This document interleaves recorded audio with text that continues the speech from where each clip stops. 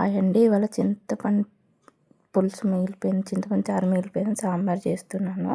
దానికి కావాల్సిన tea glass కందిపప్పు తీసుకున్నాను.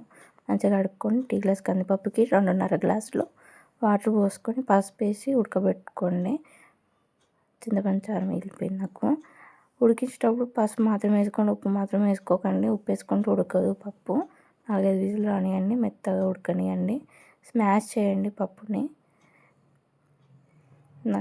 టమాటాలు 2-4 పచ్చిమిర్చి, ఒక ఉల్లిగడ్డ కట్ చేసి పెట్టుకోండి. ఎల్లిపాయలు కూడా పొట్టు తీసి పెట్టుకోండి. ఫస్ట్ అలా స్మాష్ చేసి పక్కకు పెట్టుకొని, ఇప్పుడు కడాయి పెట్టుకొని గిన్నె నూనె పోసుకొని వేడైనాక నూనె, జీలకర్ర, ఆవాలు, వెల్లుల్లి, కరివేపాకు, ఉల్లిగడ్డ, పచ్చిమిర్చి అన్నీ వేసుకొని మంచిగా వేయించుకోండి. కొంచెం వేగినాక మెంతి పొడి కూడా వేసుకొని వేయించుకోండి. మెంతి పొడి వేస్తే చిక్కుడు కొంచెం సాంబార్ అనేది టేస్టీగా ఉంటుంది, బాగుంటుంది.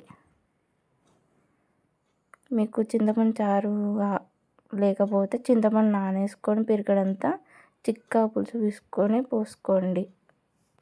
మీ దగ్గర ఏ కూరగాయలు ఉన్నా, ములక్కాయ కానీ సొరకాయ ఏది ఉన్నా కానీ వంకాయలు, బెండకాయలు అన్నీ వేసుకోవచ్చు. ఇదే తాలింపులా.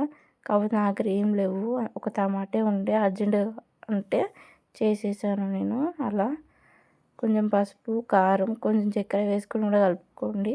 ఉల్లిపాయలు గోలినాక కొంచెం చక్కెర వేస్తే పుల్ల తీయగా బాగుంటుంది, కారంగా.